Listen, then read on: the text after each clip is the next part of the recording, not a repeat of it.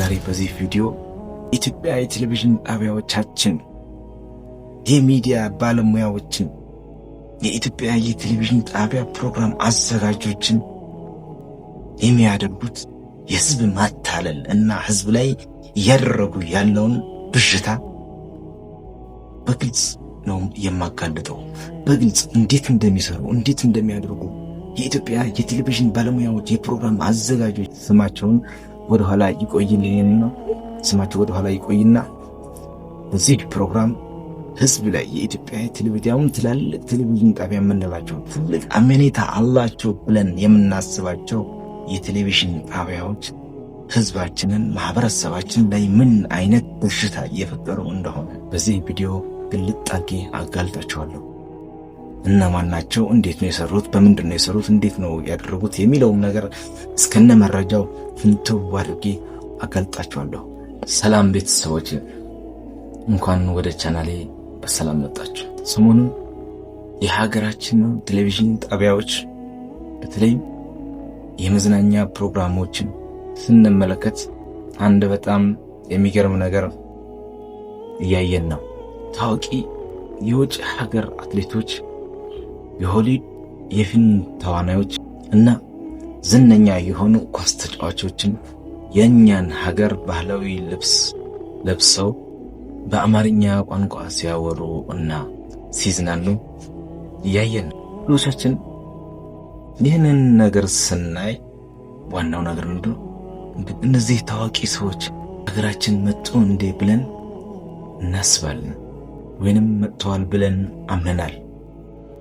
ነገር ግን ከጀርባው ያለው እውነታ ምንድን ነው? ዛሬ ሚዲያዎቻችን ሳያውቁ ህዝብ ላይ እየፈጠሩት ያለው ትልቅ ብዥታ እና የዚህን ቴክኖሎጂ አደገኛ ገጽታ ገልጥላችኋለሁ። እስከ መጨረሻው አብራችሁን ቆዩ። ውድ ተመልካቾች፣ በቴሌቪዥን መስኮት የምታዩዋቸው እነዚህ ታዋቂ የሆኑ ሰዎች በእውነት ሀገራችን አልመጡም፣ ቃለመጠይቅም አልሰጡም። ይሄ ሙሉ ለሙሉ በኤአይ አርቲፊሻል ኢንተለጀንስ በሚባለው ቅንብር የተሰራ ነው። እንዴት ነው የሰሩት? እነዚህ የቴሌቪዥን ጣቢያዎቻችን እነዚህን ነገሮች እንዴት ነው የሰሩት? የእኛን ሀገር ሰዎች በአካል ይጠቀማሉ። በኮምፒውተር የውጭዎችን ሰዎች ፊት ልክ አስተካክለው እንደ ጭንብል ያለብሱታል።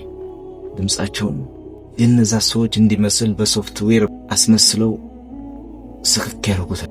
ከዛ ፈጽሞ ተናግረው ሊያውቁት አይደለም የማያውቁትን ተናግረው የማያውቁትን አማርኛ ቋንቋ ያናግሯቸዋል።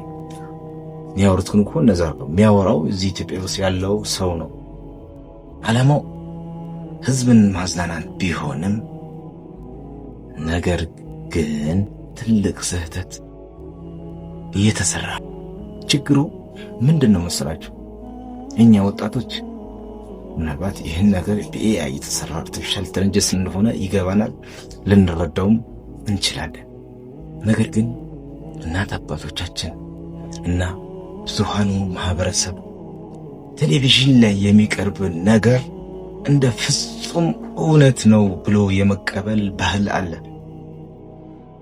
ቲቪ ላይ የሚቀርብ ነገር ሁሉ እውነት ነው፣ ትክክለኛ ነገር ነው ብሎ የሚያምን ብዙሃን ማህበረሰብና እናት አባቶቻችን አሉ እና ፍጹም እውነት ነው ብሎ የመቀበል ልምድ አለ።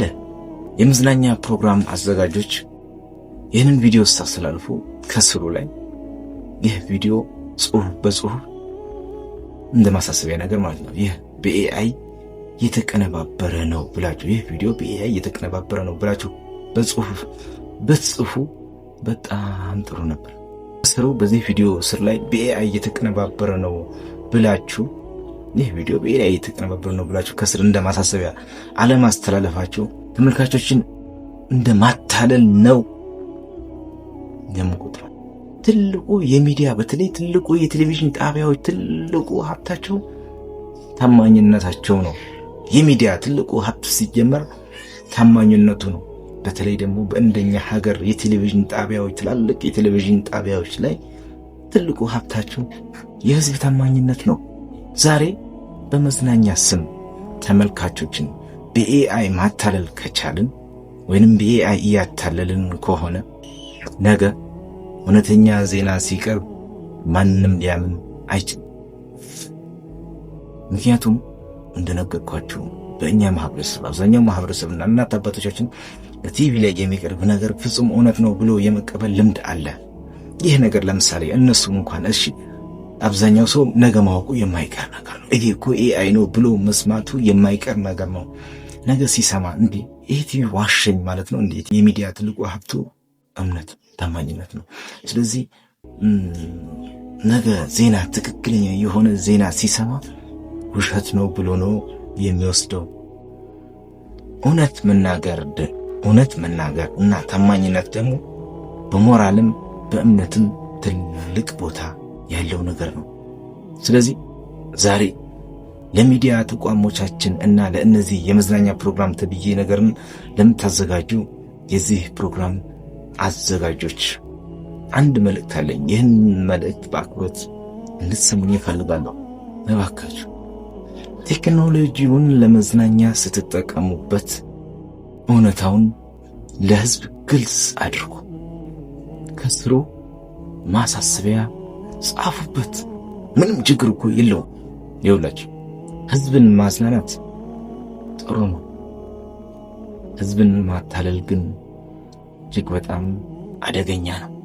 እናንተም ተመልካቾች ሆይ ከዚህ በኋላ በተለያዩ በቴሌቪዥን ጣቢያዎችም ሆነ በተለያዩ ሚዲያዎች የምታዩትን ቪዲዮ ሁሉ እንደ ፍጹም እውነት መቁጠር አቁም። ቴክኖሎጂው በዚህ ዘመን በጣም ተራው ኤአይ የሚባለው አዲስ የመጣ ቴክኖሎጂ አለ። ይህ ቴክኖሎጂ እውነት እና ውሸትን ፍጹም መለየት እንዳንችል ነው ይህ ቴክኖሎጂ እንዲህ ያደገው።